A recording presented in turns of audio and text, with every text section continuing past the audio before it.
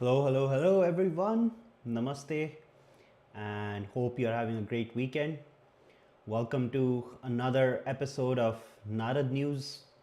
And again, today we'll have, I guess, a 30-minute odd, 40-minute odd session where I just want to go over, all of us in Canada are seeing this deal happen with China, right? That there's a new quote unquote new world order being set.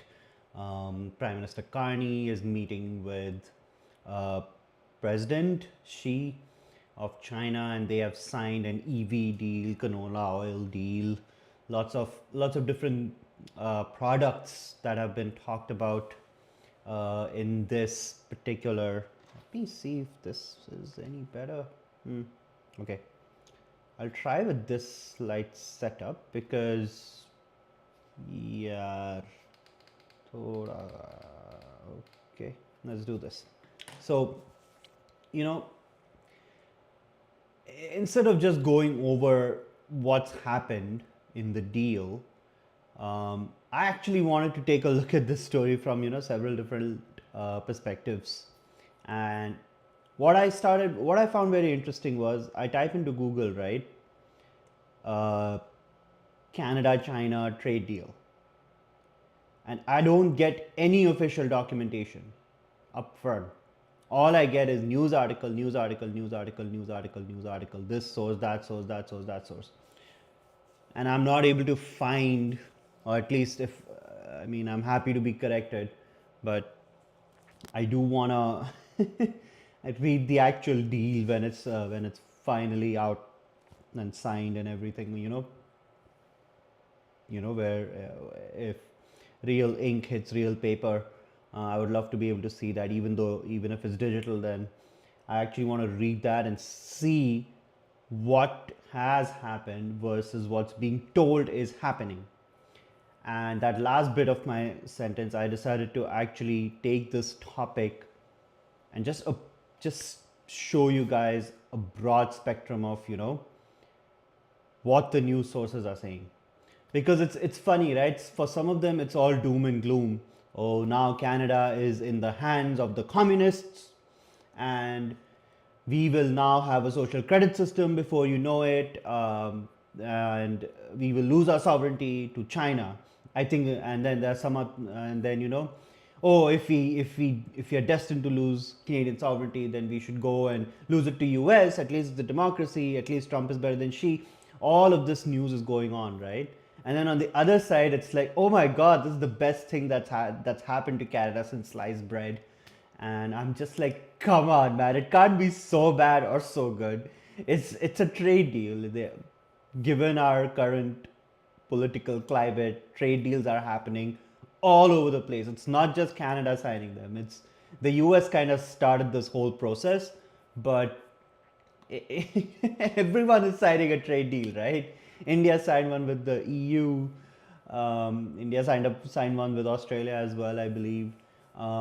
US has signed trade deals with Korea, Japan, a lot of Southeast Asian countries, Indonesia and whatnot. I actually did a live on that as well. I'll link that in the description. And that live was from a very US perspective. So just throwing that out there. But I just wanted to go over what kind of news mill has been spinning. And of course, we have our beloved Premier of Ontario, Doug Ford, chiming in saying, oh, if you get in Chinese EVs, Ontario's auto industry will suffer. And it's like, see, it's a trade deal. Yes, Chinese EVs are going to be allowed to come into Canada. At the end of the day, what Canadians want to buy is the Canadians' choice, right? You don't like Chinese EVs, don't go buy Chinese EVs. You want your Tesla, go buy your Tesla. You want anything else, you just want a simple run-of-the-mill economic sedan which which basically runs on gas, gets you from point A to B, no frills. You want your Honda, you want your Toyota, you want your Hyundai, you want a Ford, go and get it, right? It's entirely your choice on where you want to put your money. There's a great video by a YouTuber who has made YouTubes about China for as long as I have known and watched his videos. His name is Serpent ZA. And for if any American friends are watching, then Serpent ZA. But to be fair, he calls himself Serpent ZA. That's the name of his YouTube channel. The gentleman's name is Winston Strozel. He's from South Africa originally, lived in China for a long time, and now I believe he lives in the US. I could be wrong, but he made a really good video on how China is producing EVs at such a massive rate that they just need a dumping ground, because there is so much incentive being provided by their government that it's just gone into an overproduction mode of EVs. Now, here is my 2 cents on the future of EVs in general. They are going to stay around. They're not going to go away. One. Two, the hype around them will die. Eventually, people are going to see, why not? Since I'm on this, I'm going to find some stats. EV sales in Canada last 10 years. I don't care. If there's an image, I would love to see it.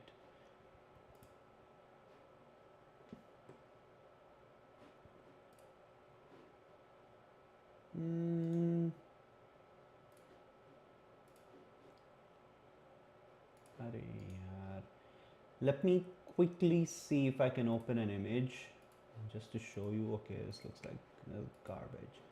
I'm gonna see if I can get something meaningful. This only goes up to 2022. Okay, yeah, this goes white.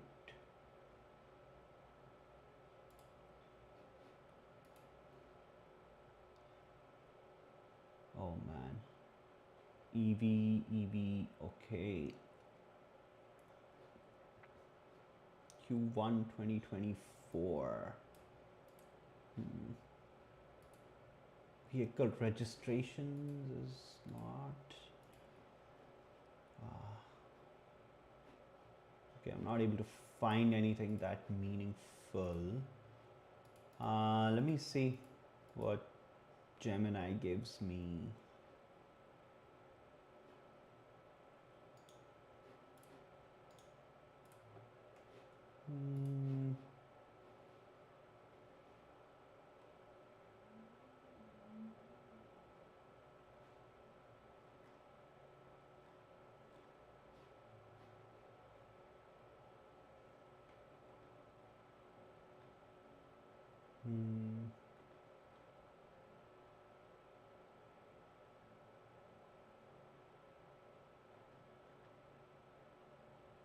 Okay, I'm gonna share this one when we get to it. But my point is, EVs are gonna stay. I think they are at this point a decent alternative to fuel vehicles, especially if you're gonna use your car in about a 400 to 500 kilometer radius. It's a decent alternative. Long range drives, if you're gonna, if you want to do a across Canada drive, or if you want to do some sort of a, you want to go all the way to the territories in Canada or something, then EV is probably not the best mode of transport, just because you don't know what infrastructure is there to charge your car. Now, the second factor, and all of us have beaten this home, right, is the amount of time it takes to charge. Now, a lot of the cars are saying, okay, you start at about 10%, you go up to 80%, about 20 to 30 minutes. If you have some sort of a fast charging facility or a Tesla supercharger. And just by the way, Tesla superchargers can be used by many other types of EVs now. You have to pay, but okay, you can get the benefit of their fast charging as long as your battery and your connector is compatible. Now, the hype around EVs will die. The simple reason is that as much as everyone wants a permanent alternative to the internal combustion engine, you are looking at a more than 100-year history of these engines right now. They have been refined, perfected many times over by many companies. And right now, I think we are in the second decade of EVs, so it's simply gonna take time to become more commonplace. It's you can't have that level of maturity in a technology that fast, even with all the AI, with all the computing power, all the simulations that you can run. When the rubber hits the road, it's always gonna throw up unknowns that you're just not prepared for. For example, EVs give you shitty mileage as soon as it goes cold because the battery technology is simply not there. So going back to, without digressing too much, going back to what I wanted to discuss is this trade deal with China and how different news outlets have been portraying this. So let me go to my other screen to start showing you guys some things. The first one is this one is from the National Post. Fix this mess. Doug Ford rips Carney's deal to loosen EV tariffs on China. So this sounds ridiculous. Like, okay, you're saying that okay, EV tariffs on China will be loosened.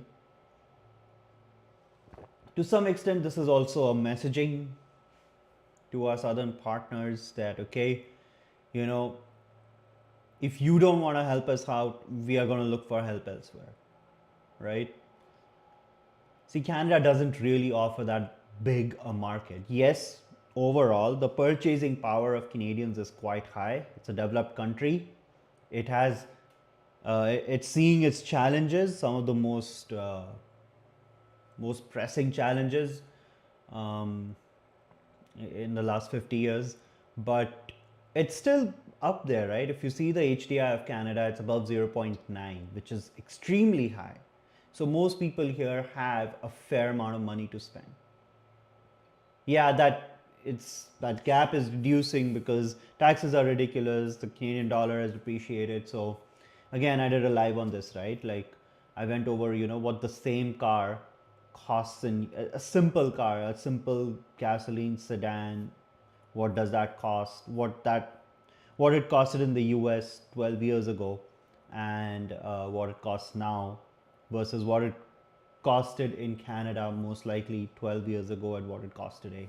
And it's a shocking amount of difference, really, right? And I use my own car as a guinea pig to run those numbers. So please go watch that. It's actually, I wasn't prepared for that number. So it was illuminating for me.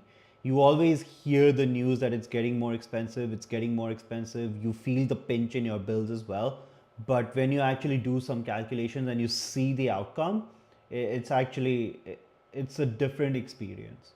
So I encourage all of you to go watch that one as well. I think the video is simply, you'll see it. It's my image, I'm trying to buy a car, that thumbnail, and if you just type Canada car prices, not a news, and it'll just pop up. I also leave that description in the, I'll leave the link to that video in the description of this one as well, so that that analysis is quite eye-opening.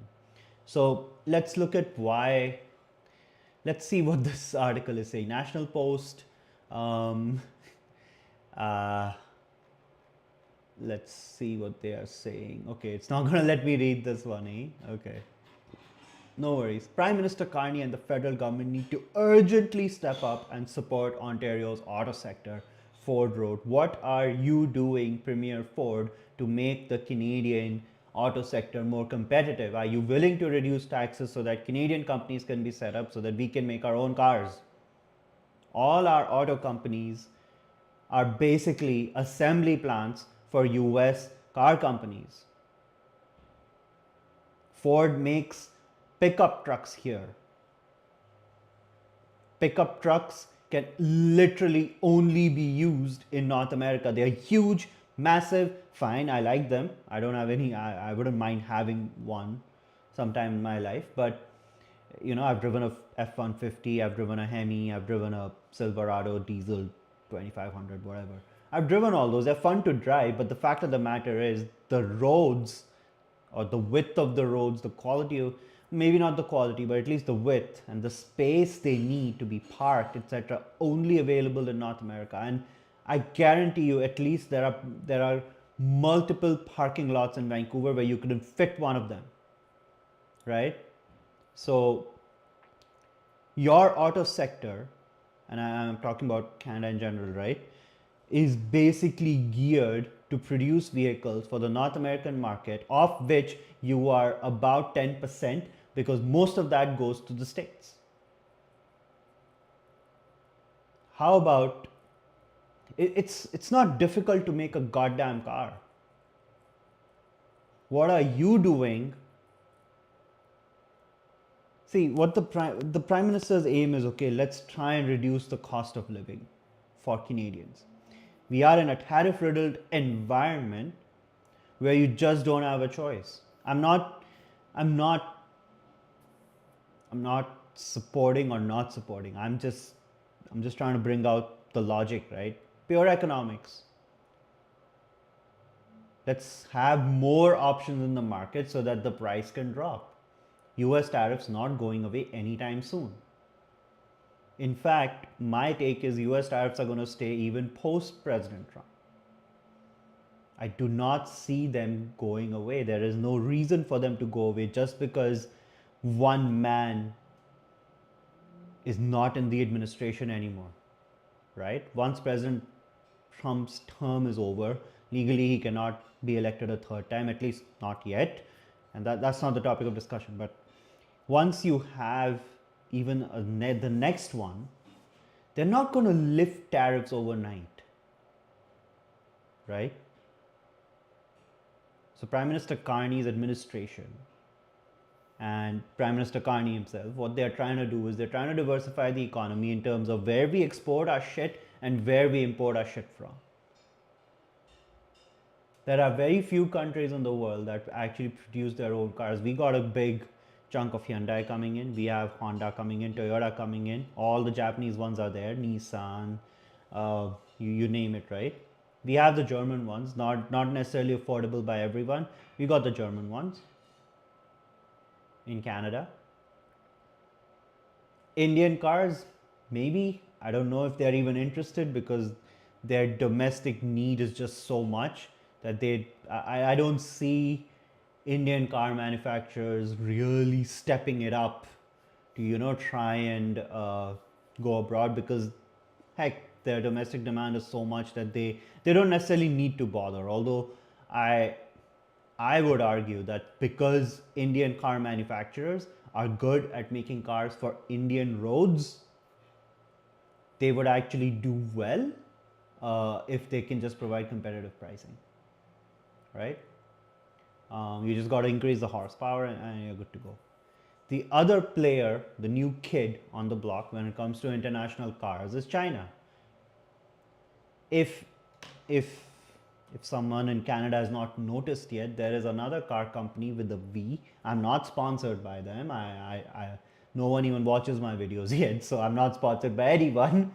But what I'm saying is that there's another car company from Vietnam called VinFast. They are selling their cars here. So that hasn't stopped anyone from buying any other car, right? If you price something competitively, people will buy them. What is so bad about that? At the end of the day, where Canadians spend their money is the choice of Canadians.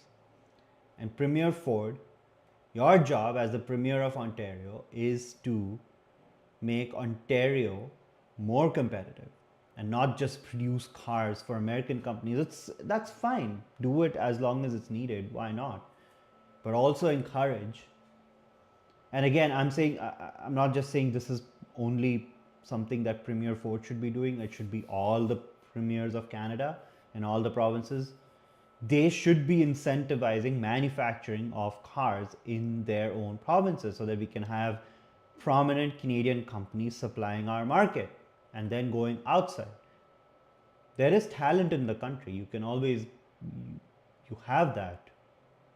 You have the educated people, you have the tradespeople, you have all the building blocks necessary for successful companies. Yes, it takes time. No one's going to go buy a Canadian car right off the bat.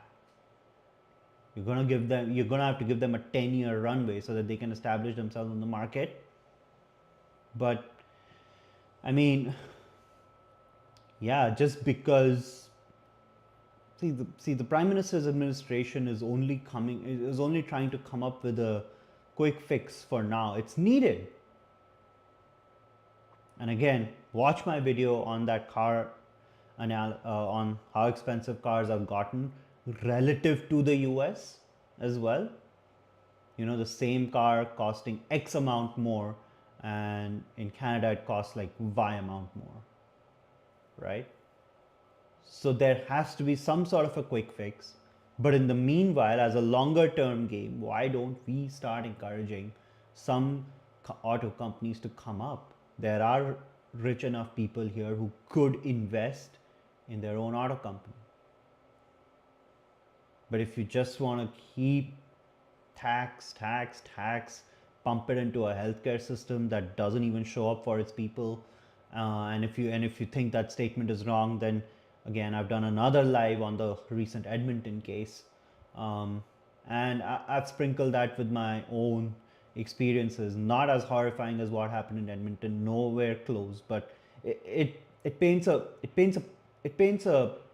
pretty scary picture. You can't fix healthcare overnight, sure, but at least you can give Canadians more options, and that's what the current administration is trying to do. This is a sensible thing to do at this point, because at the end of the day, you can just have some cars that that may put some downward pressure on prices from other companies. Canadians can just go buy those. They don't have to buy the Chinese EVs just because they're sitting in a dealership lot, right?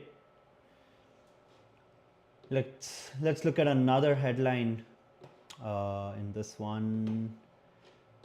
Okay, I just need to get more organized with how I set these up. But okay, let's do this. Screen share. Okay. Now, this is the Washington Post. There we go. In the face of Trump's tariffs, Canada and China grow closer. I think this is very, since this is an American outlet. They, in one way, they have a pony in the game, but mostly they don't have a pony in the game. So this seems to be the most most balanced headline that I could find. Canada has been seeking a thaw as part of an effort to diversify trade amid Trump's tariffs and threats to use economic force to make it the 51st state. So we all know President Trump's, or that time I guess he was president-elect. Oh no, he was already president as well. But yeah, he has said that a couple of times, that he's going to try and use economic means to make Canada the quote-unquote 51st state. But the way things are going, maybe it'll become, maybe it'll be considered a probable 52nd state, depending on how things go with Greenland. But I'm curious, like, why is Venezuela not the 51st state? But anyway, I think I've pissed off enough people. But What I'm saying is, we all know those statements. Some of it could be true, some of it maybe was just, electioneering. But I would say this is a pretty neutral take on this. Canada and China grow closer. Okay, what do you expect Canada to do? Um, there is no headline on Canada and India growing closer together, even though since Prime Minister Carney has come into government, there have literally been 3-4 meetings um, to restore all the screw ups that happened during the previous administration's time. Um, no one, I don't know if Washington Post had such a headline. Um, but again, Canada is not just growing closer to China. This is just the latest thing that Canada is trying. Canada is trying to grow closer to everyone else. Everywhere where there's a market for our natural resources, for our minerals, we are going to try and get closer to them. India being another one, right? Between Canada and between China and India, you literally have 25% of the world's population. And then if you kind of consider the whole Southeast Asia part of it, you're looking at more than half the world's population living there. Why the hell would Canada not want to sell its stuff to half the population in the world? This is the one place where a depreciated dollar helps. But although I also feel that you provide quality, people will pay the premium. For example, Apple products. I know macroeconomics not that simple, but you give people a quality product, they'll pay a premium for it. Bombardier can command a premium in the world just because it is one of the most efficient companies at what it does in the world, for making rail coaches, till recently for making private aircraft, right? So you just you have to give quality, you have to satisfy people, you have to prove again and again that you know what you're doing, and people will pay you a premium. Price need not be the only point at which you can compete in the world. So I think it's a pretty neutral looking headline. Carney announced the easing of some of the tariffs the two countries had imposed on each other, with Canada agreeing to allow in 49,000 Chinese electrical vehicles at a much reduced tariff of 6.1%, while China will cut canola seed tariffs to about 15%. So this is give and take, right? Again, you are allowing in Chinese EVs at a lower tariff rate. So the government is still getting some tariff, like we're paying 6.1%. And again, there is no obligation for any Canadian to buy those vehicles. Now, if it becomes prohibitively expensive for American companies to produce their cars in Canada, then they are more than welcome to move their operations to the US. They have a right to do that. But then yeah, Canadians will have more options. And I mean, it's just EVs. It's one category. Personally, I think the EV hype is kind of flattening, and we'll kind of go over that in a bit. I just want to go over all the headlines so quickly, and then go into just on a sidetrack to what the EV market in Canada is looking like. The moves were a sign of how President Donald Trump's levies on allies and adversaries alike are reordering global economic relationships, pushing two of the United States' largest trading partners closer together after years of strained ties to offset the costs. I mean, and also the other interesting thing that has happened in this world of tariffs is you literally have India and China negotiating deals, right? That was considered pretty much impossible up to 2 years ago because of all the border conflicts that the two countries share. But now even they are sitting across from the table from each other, saying, okay, let's figure out how to exist in a frenemetic state, if there's anything like that, a frenemy. Um, and I think, again, when it comes to global affairs, is not necessarily a friend or an enemy, it's only aligned interests. But just the fact that India and China are trying to get to a reasonable alignment, Let's cut down our border issues. Let's just focus on some good trade going across the border. That in itself is, yeah, that in itself is a direct result of what of of the of the tariff regime that we are in. So, yeah, I mean, this is not the first instance where you're seeing something uh, so yeah, almost unexpected or unique, right?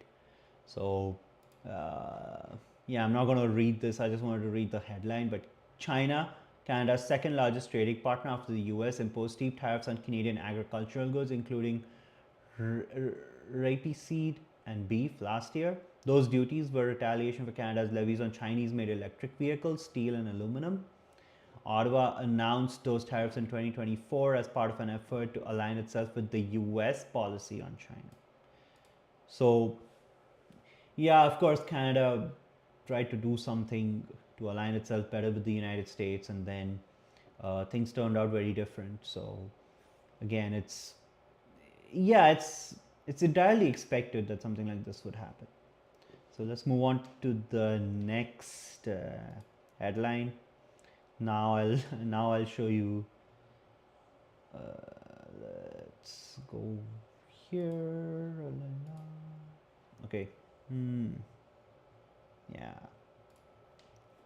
Now this is, well, Toronto Sun, so definitely more on center to right leaning news outlet, if you will. Warmington. Yeah, this is the author, Joe Warmington. Mark Carney tells China, Canada ready for new world order. After previously declaring China as Canada's biggest security threat, the Prime Minister is now cozying up to the communists. Like this is what I was saying, right? You go to the other side of the spectrum, it's like, oh, we are cozying up to the communists. Which country in the world does not trade with China today? Come on, answer me. Right? Which country does not trade with China? You'd be stupid to not trade with China. Again, I'm not a I don't have a pony in the race. Like, I'm not saying China is great or not. I've never been to China. I have a few Chinese friends, normal people. You have normal conversations. Uh, their alcohol baijiu is much stronger than anything that I've tasted in the Western Hemisphere, although I've never had absinthe or Schleppespeckle or anything of that sort. So my knowledge pool is a little limited. But yeah, I know baijiu is definitely not for me unless I'm just going to, have a quick taste from a bottle cap or something. But it's normal people. So after previously this kind of a subtitle, China is now cozying up to the communists. Well, there's nothing wrong in repairing relationships, forming new ones. Now, one has to wonder what could be coming next. Social credit scores, digital ID, more carbon taxes, more net zero talk, 15-minute cities. Yeah, there is no indication. As we saw in the previous Washington Post article, there is nothing in this trade deal. Canada is not reducing its tariffs on Chinese EVs to 6.1. Neither is China reducing their tariffs on Canadian agricultural products to 0. There is no 0% here. It's not that tomorrow we go to a dealership and all we see is Chinese EVs. No, you're not going to see that. The duty is being reduced so that, one, Canadians get more options, so maybe you will see prices of other vehicles drop, which makes it better for Canadians. Two, in return, China is reducing tariffs on Canadian agricultural exports, which then allows Canadian farmers to be and Canadian agri companies to sell their product in China at a cheaper rate, making it more competitive in their market, which is also a win for us because we are looking for more export partners. Again, diversifying the economy doesn't just mean you have more people to get stuff from, it also means you have more people you can give your stuff to. So it's, as far as what I can see, as of now, whatever is coming out about this deal, it's a win-win. I don't think we are inching towards social credit scores. I mean, I think India and China's trade is like $240 billion, and I can guarantee you we don't have social credit scores in India. No. In fact, if the government even as far as thought about doing that, they would literally lose power. Like they wouldn't be able to survive politically if they come up with something like that. So no, digital ID. I think we already have one, right? We have something called an SIN, like social insurance number. It's a digital ID. Like any officer associated with the government puts that number in, provided they have the clearances, they get everything about you. You are transacting digitally day in and day out. You tap your damn credit cards, you pay your bills online, you subscribe to streaming services. All that information is already available. Like your digital ID exists, and there's also a government digital ID. Every time you make a driver's license, there is information about you sitting on a government database, provincial, federal, doesn't matter. So saying that digital ID question mark, I don't understand what that question mark is for. It already exists. More carbon taxes, again, that's one of the things where I would want the carbon tax to completely go away, not just be reduced down to 0%. And that's why I think currently the Canadian Parliament, as a hung parliament, in the sense that no one really has absolute majority, is a good thing, because that is what is allowing this middle of the road policies that we are seeing from the current administration. Again, I did a live on this a couple of weeks back, where it's a funnily titled video saying, are the liberals new conservatives? You know how many of the things that the conservatives were talking about, or I don't know if they talk about it these days, but all those things that the conservatives were talking about, the liberal government is actually doing it.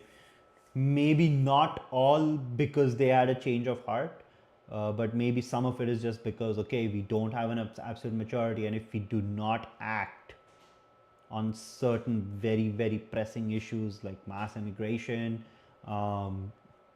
goddamn high cost of living, then we won't be able to gain the traction that we have lost in quote unquote the last decade. So yeah, I would hope that the carbon tax just goes away, like it just doesn't exist in legislation anymore. But I mean, as far as it's at 0%, I, I really want to know if any other government will actually completely get rid of it. A lot of conservatives say that we'll get rid of it. I don't know. It's more money for the government. When has the government ever refused more money? Like, it doesn't happen. More net zero talk. I don't think China has any aspirations for net zero. So I don't know what this 15-minute series is, but some nonsense. It's fine. Yeah, if this is something worth discussing, guys, let me know in the comments. I'm happy to dig into this and just talk about it. But yeah, I don't think we are getting into more net zero talk, at least not anytime soon. At least I hope not, because that's about the worst thing we could be doing right now. Okay, let's go to another headline in this space. Oh, okay, screen share. Yep.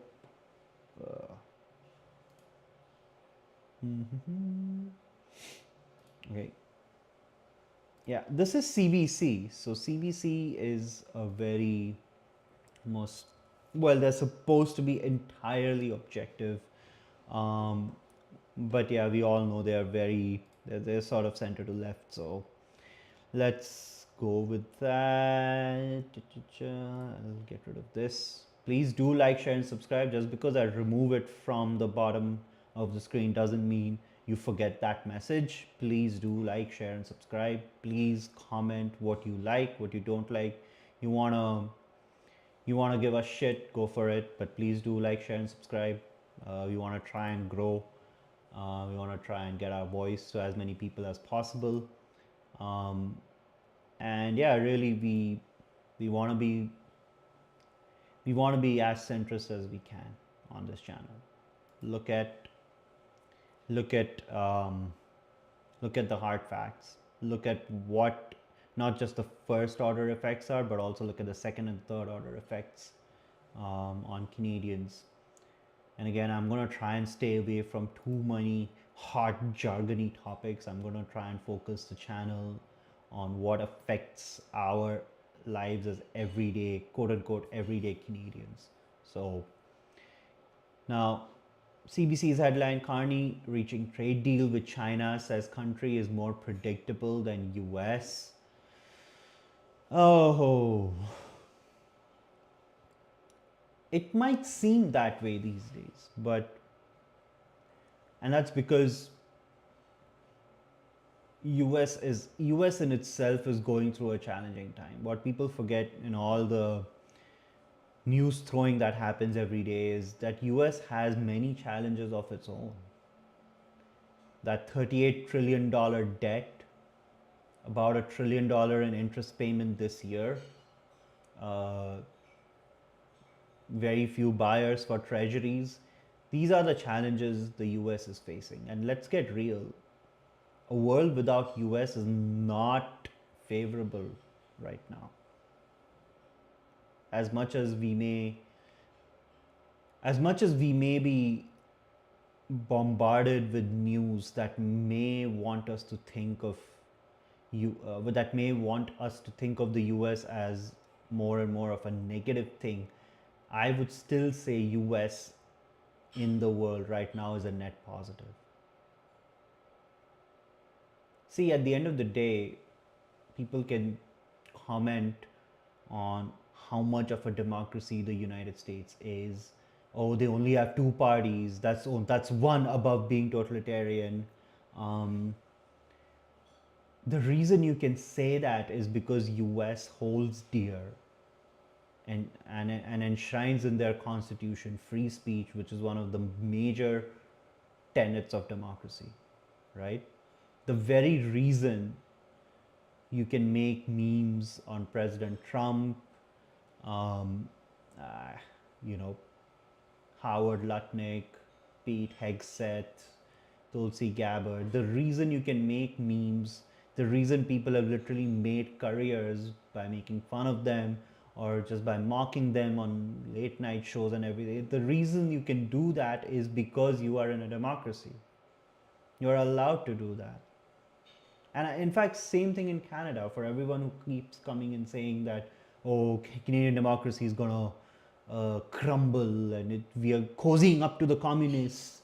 The reason you can even say all this is because you are in a democracy where your free speech is protected, right? Like the reason you can, it's the same thing in India, right? Like people have made careers out of mocking and making fun of PM Modi and other ministers in his cabinet, and then they keep bloody harping on about, oh, the Indian democracy is in danger and elections are rigged and blah blah blah blah, so much nonsense. The reason you can even say that is because you are in a democratic setup. You know that you are not just going to be picked up from your house and then taken somewhere to answer for your sins, right?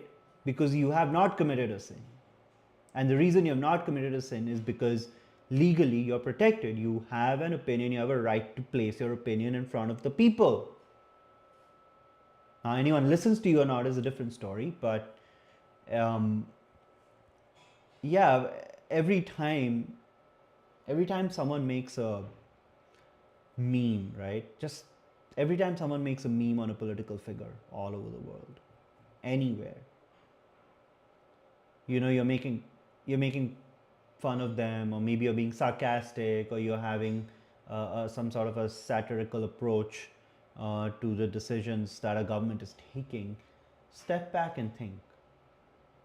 Just take a step back. Is democracy really dying? No, it's there. It's always been there. Wait, not always been there. Fine, I'll take that back. It's a fairly new concept. But the reason you're able to do that is because your freedom of speech is protected, and that's a cornerstone of democracy. I just want people to think. So yeah, as far as thinking that China is more predictable than the US, I have mixed feelings about this. Maybe currently in this sliver of time have that we may have that uh, we may have that illusion of some sort, because see, we often forget that there is President Trump and his personality on how he approaches things. And then there is the rest of the United States administration, Pentagon, the other secretaries, XYZ. Sure, the US president has a lot of powers, but ultimately there is a massive Congress, there is senators, and then there is the Pentagon, the bureaucracy, right? Country to country contacts are not just between prime minister and president, not just with the top level leaders, right? For all the, let's take another example, right? You read the national security strategy document of the US, right? They have invoked the Monroe Doctrine, there's a Trump corollary, blah, blah, blah. But they did mention, for all the iciness in the relationship between the US and India, they did mention that, okay, the US will rely on India in the Indo-Pacific. They use the words Indo-Pacific. So it's never just, oh, how do President Trump and Prime Minister Modi get along? It's not just how do President Trump and Prime Minister Carney get along. It's also about how the two countries are interacting with each other. For all the mongering that goes around Canada saying, oh, going to the US, much more difficult. Let me again relay a personal story, right? I had to drop a friend off to Seattle recently, just at the beginning of this year, like the first week of this year. They had a different passport they had a passport from a European country. I'm a naturalized Canadian, so I had a Canadian passport. She had to pay the fee and everything, but absolutely no issues. We showed up in the morning. The officers were maybe just waking up, maybe they didn't have coffee. They did sound a little well, I personally think they sounded normal, but to my friend they sounded a little aggressive. But again, maybe I'm used to it. But anyway, smooth process. Officers were very helpful. Okay, please drive over there so that you can park and just pay. Very smooth, like nothing. Obviously there was no queue. It was early in the morning, so no queue. But it was just a normal border crossing, right? If you have Nexus and you go into US as a Canadian with Nexus, they'll just literally ask you where you headed, and that's it. Have a good day, right? Nothing has really changed substantially. Yeah, if you're going to try and do illegal stuff in the US, yeah, they're going to come down and crack down harder than the previous administration, right? That's definitely a difference. And yes, there are, I don't know this whole Minneapolis story, but yeah, okay, let's leave that out of this today. But yeah, I would definitely say there's been no significant change in crossing the border. If you just want to go visit, I crossed into the States twice last year, maybe thrice, if I remember correctly.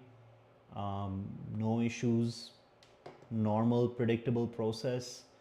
And even early this year, pretty normal, nothing unexpected, nothing